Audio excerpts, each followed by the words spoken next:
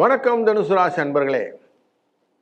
உங்கள் ராசிநாதன் நேரடியாக பார்த்து கொண்டிருக்கும் போதும் தொழில் ஸ்தானம், லாபஸ்தானம் அப்படிங்கிற ஸ்தானத்திலேருந்து விரயஸ்தானம் வரைக்கும் சந்திரனுடைய பிரயாணங்கள் இருக்க போது அப்படியே உங்கள் ராசிக்குள்ளே வந்துட்டு மூவ்ஸ் அப் டு செகண்ட் ஸ்தானமாக குடும்பஸ்தானத்து வரைக்கும் சந்திரன் போக போகிறார் அப்படிங்கிற வாரம் தான் இந்த வாரம்.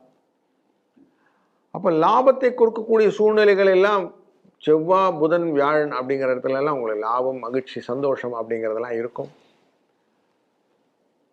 சனிக்கிழமை கொஞ்சம் செலவுகள் உண்டு, அது கொஞ்சம் திருத்திக்கிட்டிங்கன்னா போதும். தேவைப்பட்ட செலவு மட்டும் செஞ்சால் போதும், தேவையில்லாத செலவுகளை எல்லாம் கொஞ்சம் விட்டுட்டிங்கன்னா போதும். புதுசாக அனாவசிய செலவுகள் வந்தால் மட்டும் கொஞ்சம் கண்ட்ரோல் பண்ணிடுங்க. அப்படி பண்ணிட்டீங்கன்னா போதும், மற்ற எல்லாம் சரியாக இருக்குது. இந்த வாரத்தில் லாபம் மல்டிபிள் ஆகணும்னு புதுசாக எதனா மணி மார்க்கெட்டிங் அப்படின்னு சொல்லுவாங்க, எம்எல்எம்னு சொல்லி விஷயங்கள்லாம் அவங்கள கூப்பிடுவோம். இல்லீகலாக போயிடாதீங்க.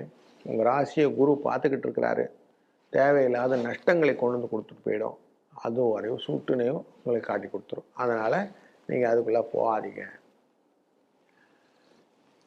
பல விஷயத்தில் தாயாரை நீங்கள் பார்க்காம போனீங்க அப்படிங்கிற ஒரு எண்ணம் உண்டு. அதை மட்டும் கொஞ்சம் கேர்ஃபுல்லாக ஹேண்டில் பண்ணுங்கள். அவங்க உடல்நிலை அவ்வளோ நல்லா இல்லை, அவங்க கால் முடியலை அப்படிங்கிறாங்க, அவங்க இடுப்பு முடியலைன்றாங்க. அதெல்லாம் கொஞ்சம் அட்டன் பண்ணுங்கள். கொஞ்சம் அவங்கள நெக்லெக்ட் பண்ணாமல் இருக்கிறது நல்லது. வாழ்க்கையில் லாபத்தை நோக்கி செல்லக்கூடிய எண்ணங்கள் நிறைய இருக்குங்க. ஆனால் அதுக்கேற்ற மாதிரி செயலும் வேணும் இல்லைங்களா? செயலை கொண்டு வாங்க. அழகாக சின்ன சின்ன வேலைகளாக இருந்தாலும் எக்ஸிக்யூட் பண்ணிவிட்டு அடுத்த வேலைக்குள்ளே போங்க. ஒரே நேரத்தில் 10 வேலை செய்வேன்ற எண்ணத்தை தூக்கி ஓர வைங்க. 10 வேலை செய்யறதுனால கிளஸ்டர்ஸாக இருக்கும்.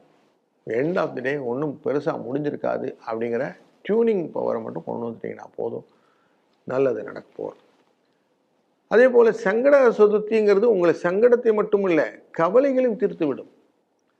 எந்த விதமான சங்கடங்கள் அப்படின்னா ஏற்படுத்தக்கூடியது மற்றவர்களால் வேணும், கவலைகள் நம்மளே கொண்டு வந்துடுறது.